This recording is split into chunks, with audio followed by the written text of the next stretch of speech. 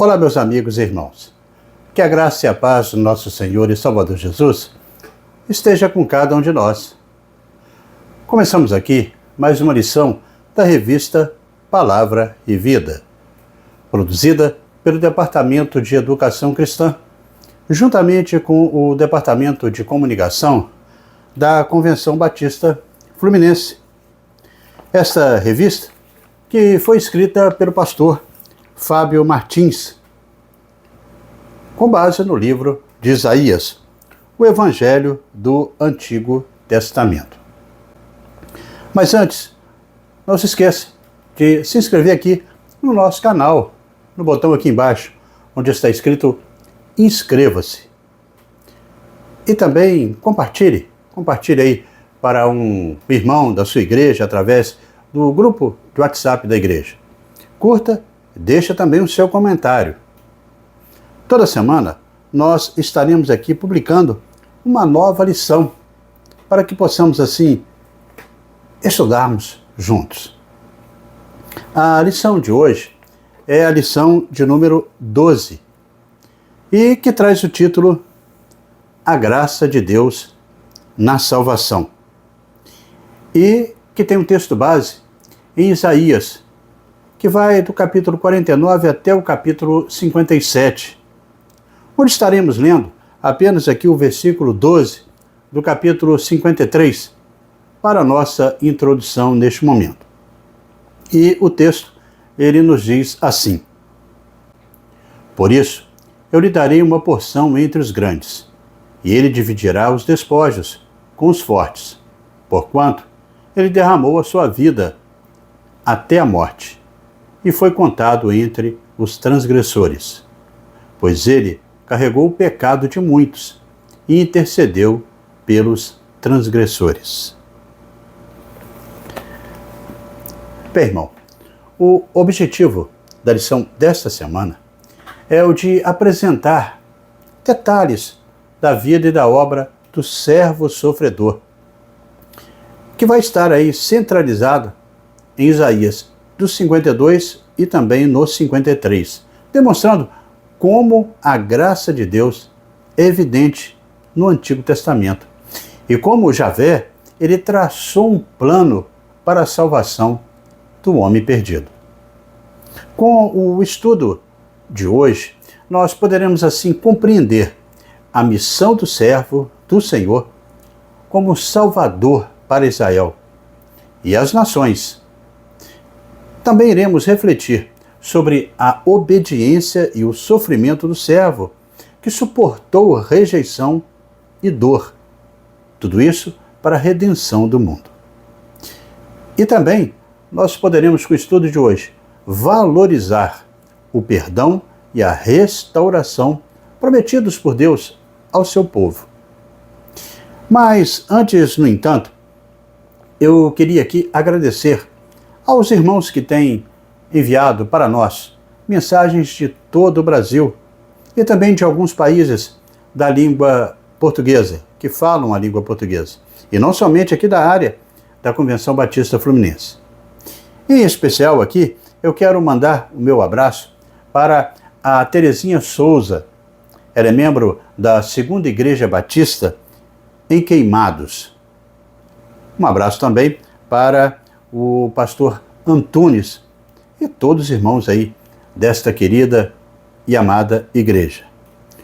Eu cumprimento agora todos os irmãos que estão aí ligados com a gente da classe dos homens, pertencentes aí à Igreja Batista Central de Iguaba Grande, que mandaram aqui um recado para a gente. E também os irmãos dessa querida igreja que mandaram também o seu recado aqui. Agora vai o meu abraço para o Edgar Vieira. Ele é membro da Primeira Igreja Batista do Parque Boa Ventura, que fica lá no Jardim Guandu, no município de Nova Iguaçu. Um abraço para o pastor Altair Rosa e aos irmãos dessa querida e amada igreja. Meu abraço também para o Flávio Muros.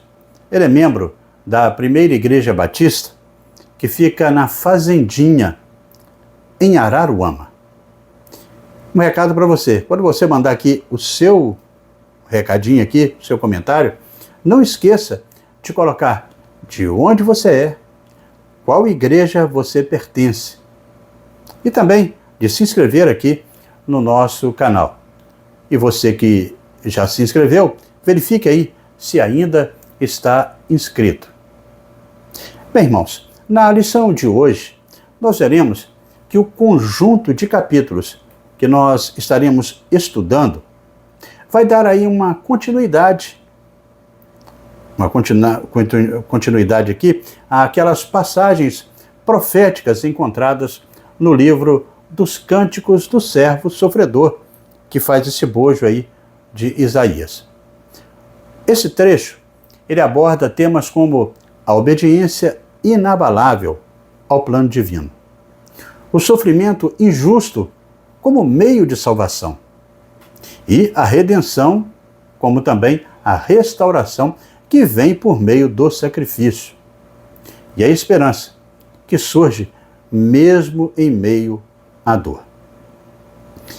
A gente estudando essa parte de Isaías, nós veremos inúmeros intérpretes que reconhecem e aceitam que este servo é uma clara referência a Jesus Cristo, especialmente quando os cânticos eles dizem respeito ao sofrimento, dizem respeito à morte do servo em favor do pecado do povo. No entanto, o servo ele também pode ser entendido em um sentido mais amplo, como representando o próprio Israel, que ao passar por algumas tribulações e também sofrimento, seria restaurado e usado por Deus para ser luz às nações. E aí a gente pode entender também que somos nós, o novo Israel de Deus. Assim, o servo sofredor não é apenas um indivíduo, mas também um reflexo de uma nação chamada para cumprir uma dívida. E essa dívida está dentro de um contexto da missão divina, que é levar a mensagem de Deus ao mundo. É a redenção providenciada mediante a graça do Senhor Jesus, que veio como oferta perfeita diante de Deus. Uma oferta suficiente para perdoar todos os pecados da humanidade e salvar a todos os que nele creem. E é sobre este tema que nós estaremos estudando a partir de agora. Dessa maneira, chegamos ao primeiro tópico da nossa lição e que traz o título O Servo do Senhor, luz, o traje e conforto. O servo do Senhor, luz, o traje e conforto, que começa aí no versículo 1 do capítulo 49 e vai até o versículo 12 do capítulo 52 de Isaías. Nós já vimos na lição anterior que em relação ao argumento contra a idolatria, este tema ele foi concluído. E dessa forma, neste tópico, nós veremos que Isaías agora ele volta a sua atenção ao quadro particular do Israel ideal e o verdadeiro servo do Senhor. Dessa maneira, o servo apresentado aqui em Isaías 49, que vai do versículo 1 até o 7, recebeu o chamado de Deus, quando ainda estava no ventre da sua mãe.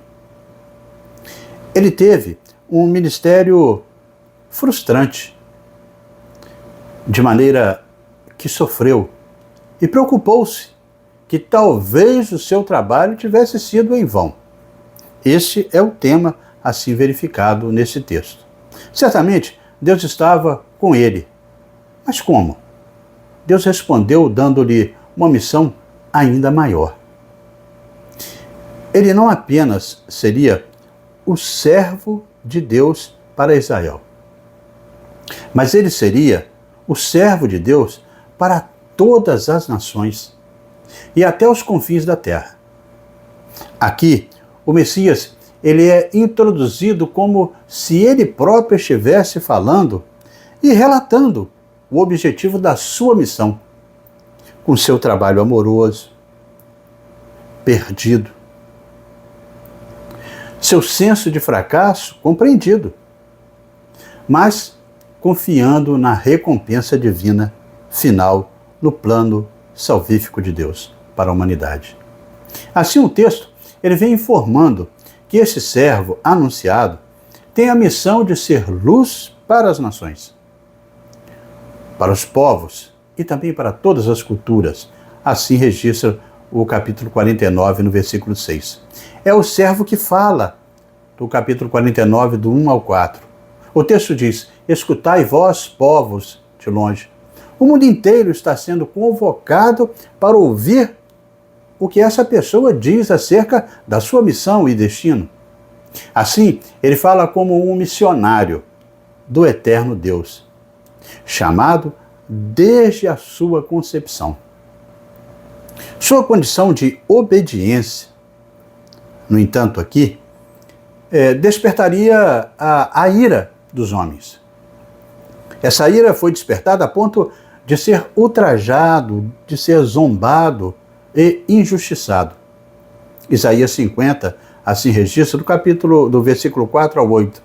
Ele afirma que, apesar das dificuldades, Deus é quem o sustenta e que a sua missão é fielmente cumprida independentemente do reconhecimento, diante de um cenário caótico e desafiador. O Senhor, ele anuncia conforto a Sião. Isaías, nos capítulos 51 e 52, destaca esse conforto. A passagem de Isaías 52, do versículo 9 ao 12, em especial, anuncia uma grande libertação por vir, trazendo um novo começo e consolo para o povo de Deus. Aqui, neste texto, o Deus eterno, ele trata da sua posse como povo meu, nação minha, e promete as suas bênçãos, usando termos bem enfáticos como meu livramento e minha salvação. Dessa forma, temos a garantia de que o livramento divino é imanente e a salvação divina, ela é eterna. O texto, ele vai usar a figura, uma imagem do retorno do exílio e também da redenção, para ensinar que, apesar das aflições presentes, Deus, ele está sempre preparando uma salvação. E neste caso, a salvação maravilhosa para aqueles que o buscam. A redenção trará não só a libertação física, mas também uma restauração espiritual, que afetará também o emocional. Aprendemos que Deus, ele capacita, que ele fortalece os fiéis em tempos que são adversos. O sofrimento não é uma evidência da ausência de Deus, todavia uma oportunidade de experimentar a sua fidelidade. Além disso, como servos do Senhor, nós poderemos nos consolar, sabendo que a redenção em Cristo Jesus traz não apenas o perdão dos pecados, mas também traz a renovação, traz consigo a restauração em todas as instâncias, promovendo aqui a esperança, a paz e também a alegria. A mensagem desse texto, desse trecho aqui de Isaías, pode ser resumida na seguinte premissa, em Isaías 51, do versículo 12 ao 16. Esquecer Deus, produz medo no homem. A mensagem divina de consolação aqui é: eu sou o seu consolador. Então por que temer, ó homem mortal? Assim está no versículo 12. Como diz também, não esqueça do seu Criador e não tema o angustiador. No versículo 13 assim destaca. No versículo 14 destaca que o livramento chega depressa. Já no 15 diz que eu sou seu Deus, cujo nome é o Senhor dos Exércitos. Você tem a minha mensagem, minha proteção, minha aliança e todos os recursos do seu Criador. Assim destaca o versículo 16. O versículo de Oséias também, no capítulo 1, no versículo 10, diz que no futuro os israelitas serão como a areia do mar, que ninguém pode medir nem contar. E no mesmo lugar onde lhe foi dito, vocês já não são o meu povo, também lhe será dito, vocês são filhos do Deus vivo. Por outro lado, assim como o povo de Israel foi chamado para ser luz para as nações, a igreja do Senhor Jesus, o novo Israel de Deus, foi chamado também para compartilhar as boas novas, o evangelho com todas as pessoas sem distinção. Os mensageiros de Isaías, no capítulo 52, no versículo 7 e 8, quando diz que eles são os belos representantes da paz, unidos em voz e visão, sou eu e você. Somos todos nós a igreja do Senhor. Aqui está a caracterização de Deus de todos os verdadeiros evangelistas. O apóstolo Paulo, ele cita essa passagem e também a aplica aos arautos do evangelho. Isso quando ele classifica para nós os seus 5 grandes comos, assim a gente pode dizer. São 4 perguntas seguidas por essa exclamação, como? Está em Romanos, no capítulo 10, no versículo 14 e 15, quando ele diz, como então invocarão aquele em quem não creram? E como crerão naquele de quem não ouviram? E como ouvirão se não houver quem pregue? E como pregarão se não forem enviados? Como está escrito, como são belos os pés daqueles que anunciam as boas obras. Neste momento da campanha de missões mundiais que nós estamos, é bom nós refletirmos sobre isso aqui. E no amor do Pai, também completarmos a missão. E dessa forma chegamos ao segundo tópico da nossa lição de hoje, e que traz o título O Servo Sofredor. O Servo Sofredor, que está no capítulo 52, do versículo 13 até o 53, no versículo 12. Neste tópico nós estudaremos a passagem que traz a mais importante entre todas as profecias messiânicas do Antigo Testamento. Quem, além de Isaías, poderia ter escrito assim um milagre literário dessa magnitude? E quem, além do Espírito Santo, poderia ter inspirado todos esses seus detalhes? Policarpo, que foi o líder da igreja de Esmirna, que foi ordenado, inclusive, pelo apóstolo João, que teve o contato direto com outros apóstolos também, originais, ele chamou esse trecho de passagem dourada do Antigo Testamento. Realmente, Isaías 52, do versículo 13 até o capítulo 53, do versículo 12, é sem dúvida uma das passagens mais profundas e significativas da Bíblia Sagrada. Conhecida como aqui a descrição do servo sofredor. Essa passagem do livro de Isaías é frequentemente vista como uma prefiguração clara do sofrimento e também da morte do Senhor Jesus na cruz. Embora o texto ele tenha implicações para o próprio povo de Israel. Os cânticos do servo anteriores descrevem que o próprio ministério profético desse servo do Senhor. Mas especificamente neste cântico, ele é retratado como o sacerdote que sofre vicariamente. É o único, deste modo, vicário, que sofre pelos pecados dos outros.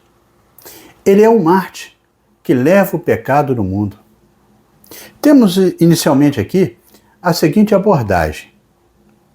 O profeta Isaías, ele afirma que o servo sofredor, ele será exaltado, mas que sua exaltação será precedida de um intenso sofrimento.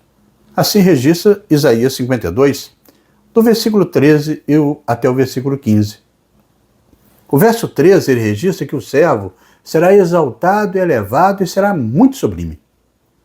Contudo, os versículos seguintes, eles vão descrever como ele será desfigurado e também desprezado.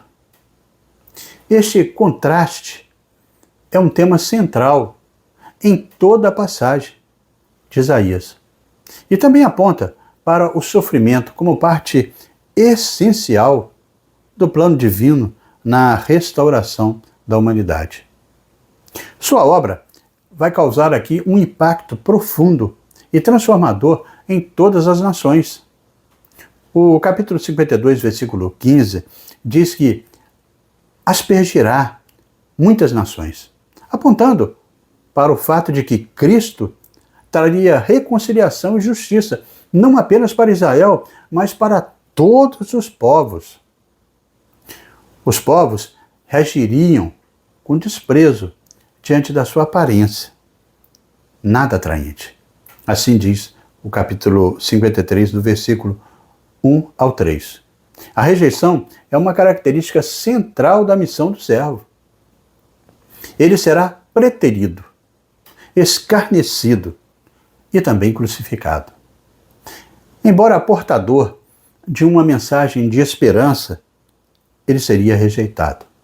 Rejeitado pelo mundo, por ser considerado insignificante e desvalorizado. Rejeitar ao servo sofredor é, em última análise, abrir mão da própria salvação. A realidade de rejeição não deve nos desanimar na honrosa missão de servir a Deus. Afinal, a nossa tarefa independe do aceite humano. Nessa passagem aqui, é uma passagem significativa, falam 4 vozes. Em primeiro lugar, Deus fala, no capítulo 52, versículo 13 ao 15, apresentando o seu servo. O imperativo divino é: eis meu servo, assim destaca o capítulo 52, versículo 13. E a mensagem divina é que o sofrimento, ele é proveitoso e o sacrifício, ele é prático. Em segundo lugar, a consciência da humanidade responde: quem deu crédito? Assim está registrado no capítulo 53, do versículo 1 ao 3. Reconhecendo que deixaram o olho enganar, o cerne da compreensão, admitindo que todos os homens foram indiferentes. Isso em relação a esse sofredor divino. E confessando a consciência comum da culpa. Assim, despertos, o texto ele traz: verdadeiramente ele tomou sobre si as nossas enfermidades. Capítulo 53, versículo do 4 ao 6. Reconhecendo que a mão de Deus estava de fato sobre o servo. E o motivo era o pecado da humanidade. Esse pecado era nosso e não dele. Em terceiro lugar, o profeta ele enumera as circunstâncias da morte. No capítulo 53, versículos 7 ao 10, que pode ser aí brevemente resumidas na observação de que, quando oprimido, o servo divino humilhou-se a si mesmo até a morte, como está registrado em Filipenses, no capítulo 2, no versículo 8. Em quarto lugar, Deus novamente fala, dando o veredito final, no capítulo 53, do versículo 11 ao 12, e confirmando o propósito divino anunciado no versículo 10. Assim, a passagem ela começa e termina com a fala de Deus. Isaías estava bem consciente de que o nosso Deus, ele é comunicativo. Diferente dos que não falam e também que nem ouvem, como os deuses pagãos. É importante registrar que o sofrimento do servo, ele é vicário, ou seja, ele sofre em lugar de outros. Como diz o capítulo 53, versículo 4 e 6. E silenciosamente, como está registrado nos versículos 7 e 9, tomando sobre si todas as mazelas, como registra o versículo 4. Leva tanto os pecados quanto as consequências do pecado, trazendo assim libertação àqueles que estão sofrendo. Aqui nós podemos ver o coração da teologia cristã, no que tange ao sofrimento de Cristo. Ele sofre, não por seus próprios pecados, mas pelos pecados de todos nós. E assim chegamos ao terceiro tópico da nossa lição, e que traz o título O Servo Redentor, um futuro de graça. O servo redentor, um futuro de graça, que vai do capítulo 54, do versículo 1 até o capítulo 57, versículo 20. Neste tópico, nós poderemos compreender o convite gratuito de Deus à salvação e também à satisfação espiritual. Nós poderemos refletir sobre o chamado ao arrependimento e também a confiança nos caminhos e pensamentos de Deus. E com isso valorizar o poder transformador da palavra de Deus. E também a sua promessa de paz e alegrias eternas. O renascimento da cidade de Jerusalém é registrado nos capítulos a seguir. E a mensagem será de grande esperança. A tristeza e a agonia que estavam descritas nos capítulos anteriores vão ser substituídas por canto e segurança, uma vez que a obra do servo vai trazer redenção e mudança. Este poema, ele cumpre a ordem de Isaías 40, no versículo 1, quando diz: consolai, consolai o meu povo, diz o vosso Deus. É uma forma consoladora e de amor em referência ao povo de Deus. Nessa mensagem de consolação, nós temos aqui o simbolismo duplo da noiva e também da cidade. A noiva, ela é cortejada novamente e casa-se outra vez. A cidade, ela é reedificada e está resplandecente. Assim temos uma metáfora de casamento, em primeiro lugar, e de uma nova Jerusalém, em segundo lugar. O profeta Isaías, ele nos apresenta um vislumbre da bem-aventurança do novo povo de Deus, do novo Israel. A posteridade do servo sofredor inclui uma multidão de servos seus, que são seus filhos. Em Isaías 53:11, o fruto do trabalho do Messias resultou em muitos filhos em justiça. Aqui, o eterno Deus, ele convida a sua esposa, a sua igreja, a cantar alegremente, porque se tornará fértil outra vez e experimentará paz e prosperidade. É uma prévia radiante aí da felicidade vindoura de Sião. E aqui é um vislumbre no novo Israel de Deus. Inicialmente, nós temos que o Senhor, ele proporcionará restauração e também esperança aos desanimados. Assim está em Isaías 54, do versículo 1 ao 10. Isaías, ele compara Israel com uma mulher estéril, que em tempos de restauração dará à luz muitos filhos.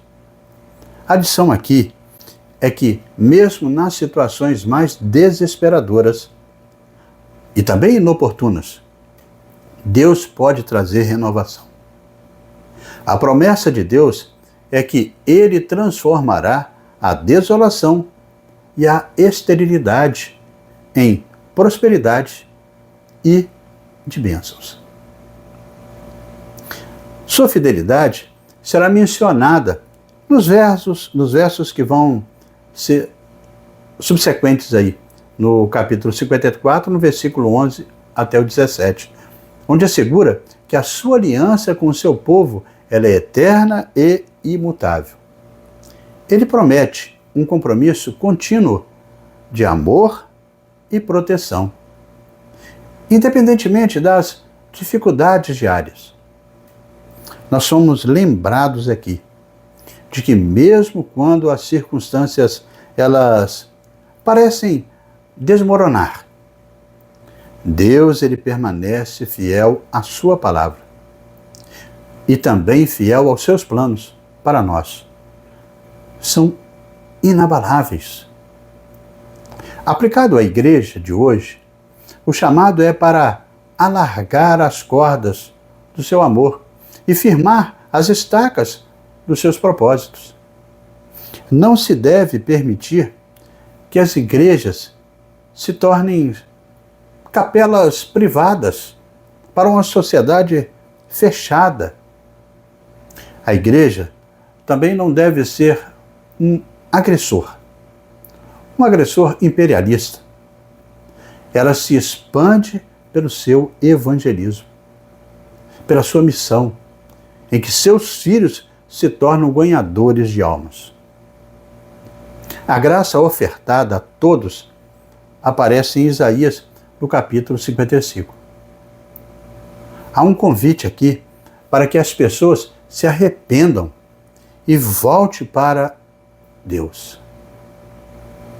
Aprendemos acerca do valor do arrependimento e também da busca ativa por Deus. Deus que é generoso em seu perdão e nos chama a abandonar os nossos caminhos errados para receber, assim, a sua misericórdia. Sempre haverá perdão àqueles que sinceramente, e é claro, de coração, apelarem ao perdão, apelarem para a restauração do alto. Por essa razão, a idolatria e confiança em coisas que são temporais devem ser abandonadas. Afinal, isso tudo leva à destruição, como está registrado em Isaías 57, do versículo 3 até o versículo 13. Deus é o único digno de nossa dependência e devoção. E qualquer outra forma de adoração está fadada ao fracasso e também à perda. Devemos viver com os olhos fixos nele, não em coisas passageiras, mesmo em meio às dificuldades. A fidelidade do Senhor, ela é perceptível, ela é identificável, capaz de restaurar corações quebrantados e também compungidos. E neste caminhar chegamos à conclusão desta 12ª lição deste primeiro trimestre da revista Palavra e Vida. Nestes capítulos de Isaías, os quais nós estudamos hoje, vimos eles repletos de esperança e também misericórdia, no qual Deus convida todos nós a se aproximarem dele, para assim encontrar salvação, encontrar satisfação e uma vida renovada. Com isso, desfrutando da superioridade dos caminhos e pensamentos divinos. Vimos também, no estudo de hoje, que este chamado de Deus não é para alguns. Deus envia a sua mensagem para toda a humanidade.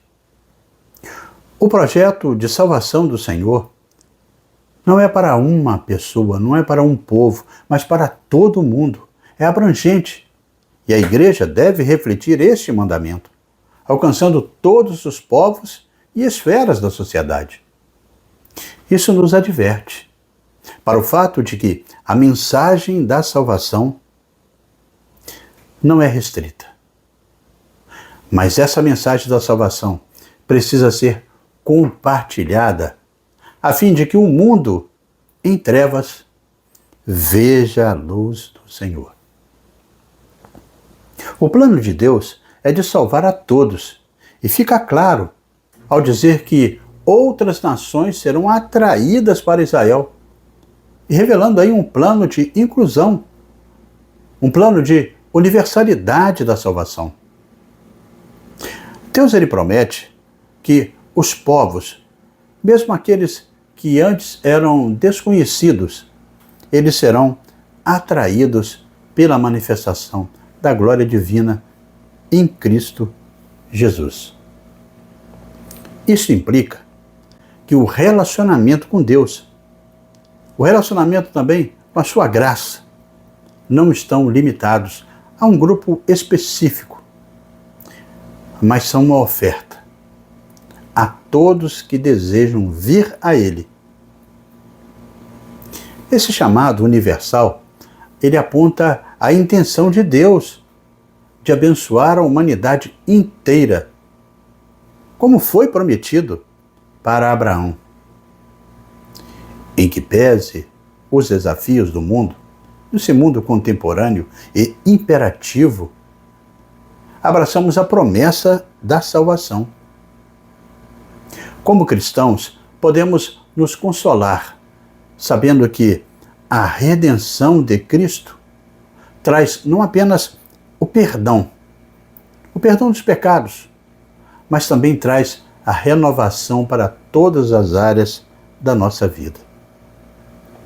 Nos momentos de dor, nos momentos de incertezas, devemos trazer à memória o que Deus prometeu, que um dia trará cura e restauração completas. Assim, temos que o sofrimento do servo não é inútil, mas redentor. A verdadeira exaltação de Deus vem por meio do sacrifício. Assim como Cristo foi exaltado após sua morte, nossa exaltação e transformação também passam pelo caminho do sofrimento.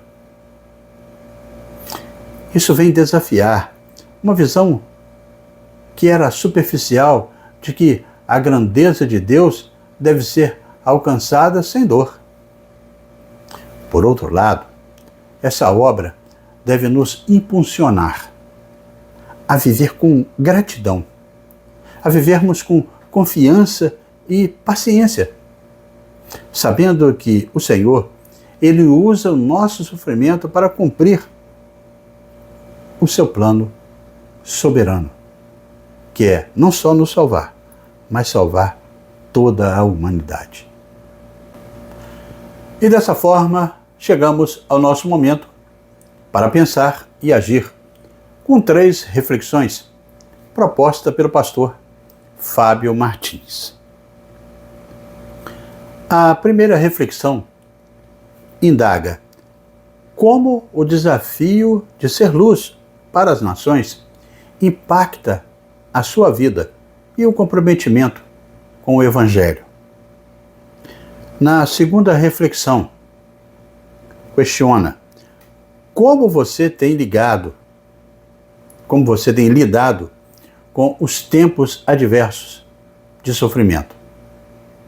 Como essa condição tem contribuído para a glorificação do nome do Senhor por intermédio da sua vida.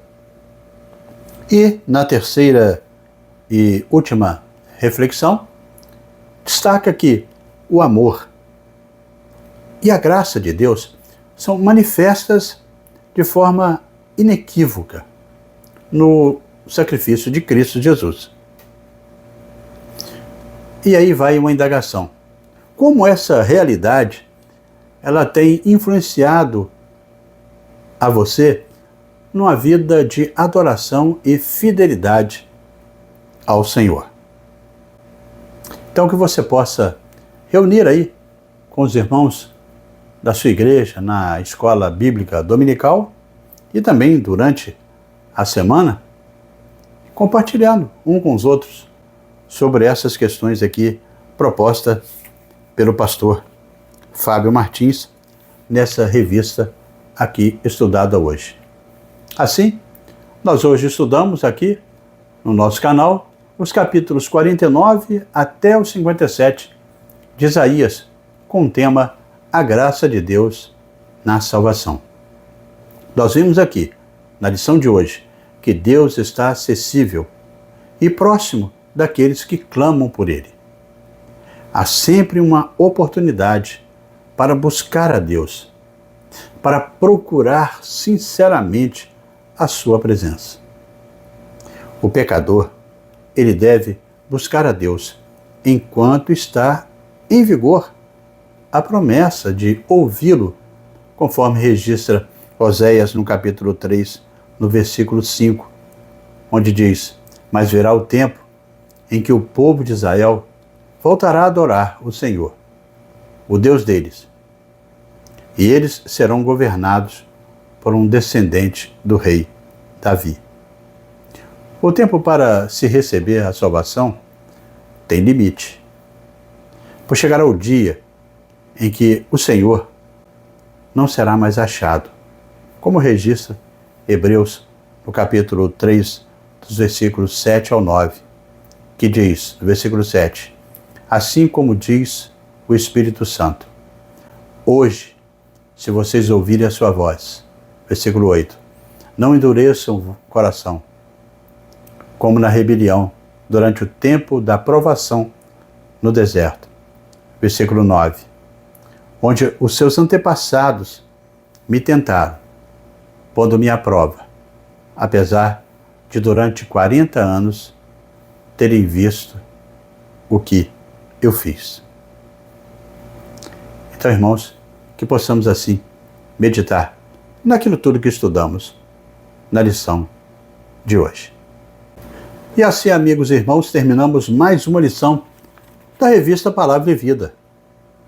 Mas antes de você sair, eu te convido a se inscrever no nosso canal, no botão aqui embaixo, onde está escrito inscreva-se.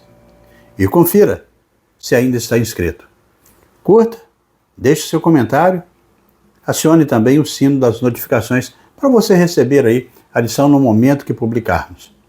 E não esqueça, compartilhe também para que mais pessoas possam desfrutar do conteúdo para edificação de cada um no estudo aí, na aprendizagem da Palavra de Deus. Na próxima semana, nós estaremos aqui publicando mais uma lição. Estaremos estudando a lição de número 13, com o título A Glória de Deus na Restauração. E é claro, estaremos publicando aqui essa nova lição, se Deus assim nos permitir. Amém?